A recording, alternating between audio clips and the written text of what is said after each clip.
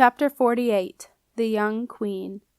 Septimus sat on the dusty landing, watching the peeling plaster on the wall, wondering when Jenna was going to reappear.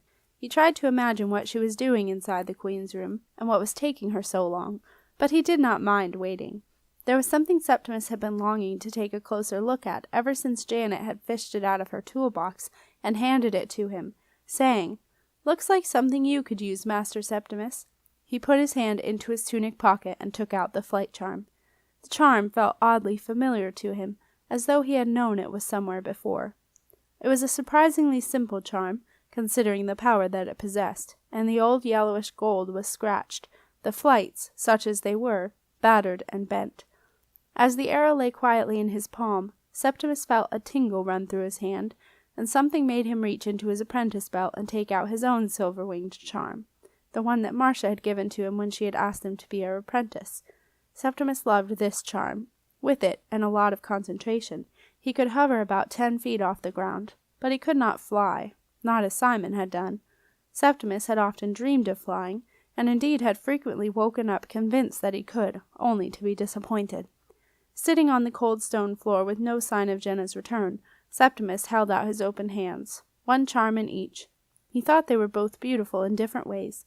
In his left hand he could feel the powerful spirit of the ancient golden arrow, and in his right the delicate lightness of the silver wings. As he looked at them he could sense the magic from both charms running over his skin and disturbing the air around him. And then something shifted, something moved. Suddenly the wings were sitting upright in the middle of his palm, wafting back and forth like a small butterfly warming up in the sunlight. Enthralled, Septimus watched them as they fluttered from his right hand over to his left, where they landed delicately on the Flyte charm.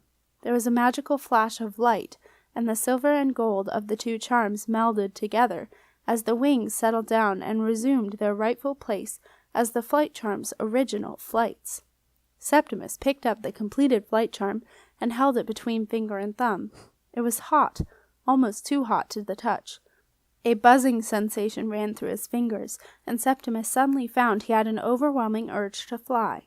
He leapt to his feet and went over the small turret window that looked over the palace gardens. He saw the long shadows of the midsummer evening and heard the rocks cawing in the trees, and all his dreams of flying came back to him. He imagined himself swooping across the lawns, scattering the rocks and skimming out low over the river. With some effort, Septimus shook himself out of his reverie. He was busy putting the Flyte charm into his apprentice belt, out of temptation's way, when Jenna stepped through the wall. Septimus leapt to his feet. "Jenna," he began, and then stopped in astonishment as Aunt Zelda and Wolf Boy followed her onto the landing. "Oh, Septimus," said Aunt Zelda, as Septimus stared open-mouthed. "It is so wonderful to see you safe, but there is no time to lose. Follow me. We must get straight to the dragon boat." Aunt Zelda clattered down the narrow stairs, and Septimus heard a yell of surprise as Aunt Zelda bumped into Spitfire. "Down, Spitfire. Yes, it's lovely to see you too. Now get off my foot, please." Septimus had no need to untie Spitfire, as the dragon had already chewed his way through the rope. They followed Aunt Zelda and Jenna out the side door, at the foot of the turret, and down to the palace gate. Aunt Zelda kept up a brisk pace, showing a surprising knowledge of the castle's narrow alleyways and side-slips. She hurtled along. Oncoming pedestrians were taken aback at the sight of the large patchwork tent approaching them at full speed. They flattened themselves against the walls, and as the tent passed by with the princess, the extraordinary apprentice, and a feral-looking boy with bandaged hands, not to mention a dragon, in its wake, people rubbed their eyes in disbelief. Soon Aunt Zelda and her retinue emerged from the tunnel that led under the castle walls into the boatyard. They were met by the sound of Janet's voice echoing across the upturned boats. "Heave, heave, heave!" Aunt Zelda gave a scream of dismay, for slowly, very slowly, raised by a gang of yard hands pulling rhythmically on the rope, the dripping, mud-caked hull of the dragon boat was rising from the water. The green tail with its golden barb hung down while the dragon boat's head was still slumped onto the side of the cut. Nico sat cross-legged, slowly stroking the dull green scales on the dragon's long nose.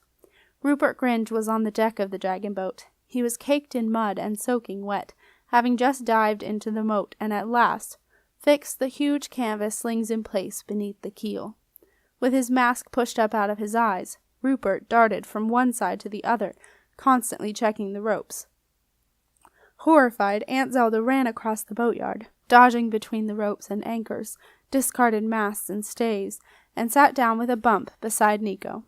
"Aunt Zelda?" said Nico, not quite believing his eyes. "Yes, it's me, dear," replied Aunt Zelda, breathless, reaching out to touch the dragon's motionless head. She rested her hand there for a moment, shaking her own head in disbelief. "Jenna, Septimus, quick, come and sit here beside me, all three of us. The keeper, the young queen, and the dragon master must do this," she said. "Do what?" asked Jenna. "The transubstantiate triple," said Aunt Zelda, ferreting through her many patchwork pockets. "Hey, Sep can do that," said Jenna, excited. "No, I can't," said Septimus. "Yes, you can. Well, you nearly can. I've heard you tell Godric." "Only because when he first asked me I said no, I couldn't, and he got really upset and started wailing. Then all the other ancients in the palace began wailing too. It was awful, and they wouldn't stop. I had to go and get Marcia, and she told me to stop nitpicking and humor the old fool for goodness sake. But I read about it anyway, just in case Godric asked me questions. It's the 4 elements, isn't it, Aunt Zelda?" "It is indeed, Septimus," Aunt Zelda replied, taking an ancient-looking leather pouch from one of her pockets. "This has been handed down from keeper to keeper for longer than anyone can remember. We keep it in a locked box called the Last Resort. Every keeper hopes that she will not have to use it, but every keeper knows that one day the time will come. There's a prophecy written on the box. The time will come, for it must be, when she will fly with 2 of 3, for then must thee full ready be, and keep the triple close to thee." No one really knew what it meant, but when Septimus found the dragon ring, I realized that once again, for the first time since Hotep Ra, we were 3, the dragon master, the queen, and the keeper. And then, when you and Jenna flew off with the dragon boat, I knew that the first part of the prophecy had happened, that the time had come. So I was ready for something. But when Jenna walked out of the potion cupboard, just as her dear mother used to do every midsummer day, I nearly inhaled my cabbage sandwich. Now let's see what we have here. Aunt Zelda tipped the leather pouch, and 3 small hammered gold bowls, with blue enameling around their rims, fell onto Janet's muddy rug. She gave the leather pouch a shake, but nothing else fell out. She put her hand inside the pouch and felt around, but it was empty. Aunt Zelda's face fell. "There must be more than this, surely," she said. "No instructions? Nothing. It's that Betty Crackle. Wretched woman. She was so careless. What can we possibly do with 3 empty bowls?" "I think I know what to do with them," said Septimus slowly. Aunt Zelda looked at him with new respect. "You do?" she asked. Septimus nodded. "You place the bowls in front of the being you wish to restore," he said, thinking hard. Septimus had read all he could find about the transubstantiate triple, but when he asked Marcia about the whereabouts of the triple bowls, she told him they had disappeared many hundreds of years ago. "You do it, Septimus," said Aunt Zelda. "As Dragon Master, it is only right that you should." The dragon's eyes did not flicker as Septimus, Jenna, and Aunt Zelda arranged themselves in a semicircle around her head. Nico quietly got up and moved away, taking Wolfboy with him. Nico could feel strong magic in the air, and he preferred to keep his distance. Wolfboy looked scared. His eyes were open wide, and his yellow teeth were bared as he watched his old young army comrade in his strange new role, weaving powerful magic. "The 4 elements in this conjuration," said Septimus in a low voice, "are earth, air, fire, and water, but we choose only one of these to restore the dragon. I think it should be fire." Aunt Zelda nodded in agreement. "She has had too much of the others," she murmured. "Jen?" asked Septimus. Jenna nodded. "Yes," she whispered. "Fire." "Good," said Septimus. "Now each one of us must choose an element from the 3 that are left." "Earth," said Aunt Zelda. "Good honest earth for growing cabbages." "Water," said Jenna, "because she looks so beautiful on the water." "And I choose air," said Septimus, "because I flew the dragon boat today, and because I can fly." Aunt Zelda shot Septimus a quizzical glance, but he was too busy arranging the bowls to notice. "Now," he said, "we each take a bowl and place our element in it." Jenna scrambled up and dipped her bowl into the moat. Aunt Zelda reached down from the pontoon and scraped up some dry earth. Septimus looked at his bowl and wondered what to do. As he looked and wondered, a purple mist appeared at the bottom of the golden bowl. Aunt Zelda gasped. She could see the signs of magic appearing around Septimus. His fair curly hair was outlined in a purple shimmering light, and the atmosphere felt charged, like the air before a thunderstorm. Aware that Aunt Zelda and Jenna were watching him closely, Septimus gathered up all 3 bowls, and holding them tightly together, quickly turned them upside down. The earth and water fell straight onto the rug, but the purple mist sank slowly, its progress closely followed by 1 pair of green eyes, 1 pair of violet eyes, and 1 pair of witch's blue eyes, until it met the muddy mess on the rug and exploded into flame. Septimus gulped. This was the part he was dreading. He reached out to grab the flame, and a yell came from Wolf Boy, who had been watching with awe behind a boat. 412! No! Wolf Boy cried out, feeling his hands burning all over again. But Septimus felt no pain as he gathered up the fire and placed it in the dragon's nostrils. Suddenly there was a huge intake of breath, and the flames were sucked into the dragon's nose, down deep within her. Moments later the dragon reared her head, snorting, coughing, and breathing out a bright tongue of orange flame, setting Janet's Persian rug on fire and sending Aunt Zelda, Jenna, and Septimus leaping to safety. Nico threw a bucket of water to douse the rug. The dragon opened her eyes for a brief moment, and then, with a resounding crash, her great green head crashed back down onto the charred rug and lay as limp as before. The whole boatyard fell silent. Even Janet stopped her unloading and stood waiting uncertainly. Jenna looked dismayed. She glanced at Septimus as if for reassurance, but Septimus was staring unhappily at the dragon boat, convinced that his transubstantiate triple had failed. Aunt Zelda gave a small cough and was about to say something when Marcia's voice traveled across the boatyard. "Will someone get this blasted bucket off my foot?" A yard hand rushed to her aid and pulled off a bucket that Marcia had inadvertently stepped into in her rush to return to the dragon boat.